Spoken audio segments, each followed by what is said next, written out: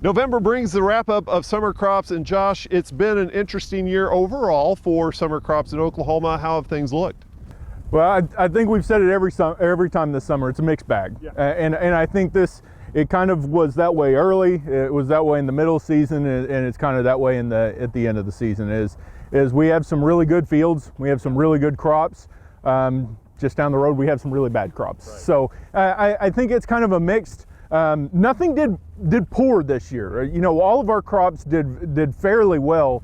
Really, just depending on what mile marker you were on, whether it was good or not. Right. So mixed bag overall would be the general consensus of it, but a good mixed bag. Let's just go through some of the crops. How did corn look? How did sesame? How did some other ones work? Yeah, so corn was probably the Dr. Jekyll and Mr. Hyde of the year. Is that some of our real early corn did pretty good. The medium or the later planted corn had some issues, but had some good spots. And then some of the late corn, like we have here, this double crop, I've heard some good reports of those. And this field itself cut very well compared to its full season counterpart. So corn did fairly well. Soybean cut before the freeze, I think probably did better than most. Soybean after the freeze actually took the freeze a lot better than I thought it would, and I think that at least from the fields that I've seen, or because we were so dry beforehand, that we did lose some of our double crop yield due to just seed weight.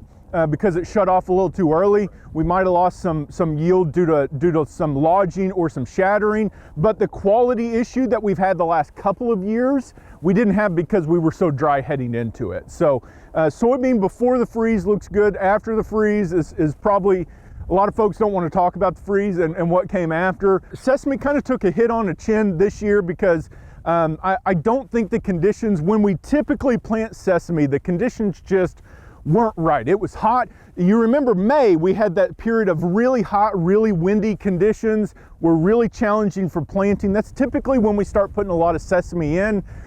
Following those conditions, we're still relatively hot and dry, so we didn't have a great period for sesame. And I think the yields and the variability, I think that's the bigger thing. I think a lot of our growers can take poor yields, but it's the variability that is hard to plan for, that really sesame kind of had this year, that is really a negative in a lot of folks' eyes. Milo has done really well. I think between Milo and maybe some of those spare cotton acres that I've seen might be the stars of the year.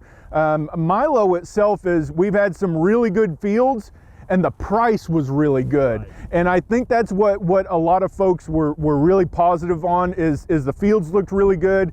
Where you got rain, and where we got good weed control, the Milo yielded very well, and the price at the back end was fairly positive.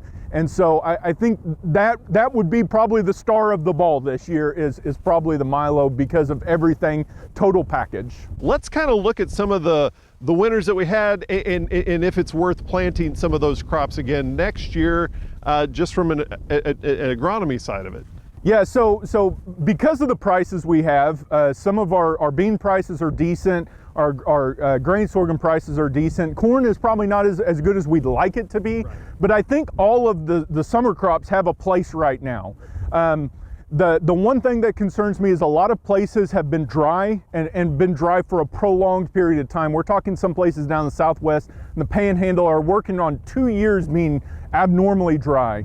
Really, these next couple of months, do we get good snowfalls? Do we get good moisture down in through February? Will tell the tale of, once again, do we need to take the wheat pasture out and put a summer crop, or fallow out and maybe think about wheat next fall again? So really is going to be a catch on how much recharge of that subsoil moisture we get, especially those areas that have had very, very long periods of dry conditions. So really, when it comes to the 21 summer crop, pray for rain and do your homework. Isn't that what we do every summer? I think that's the telltale of an Oklahoma summer. But like I said, with the good prices, I think everything's on the table. Really take a look at the beans and the Milo. Corn looks good.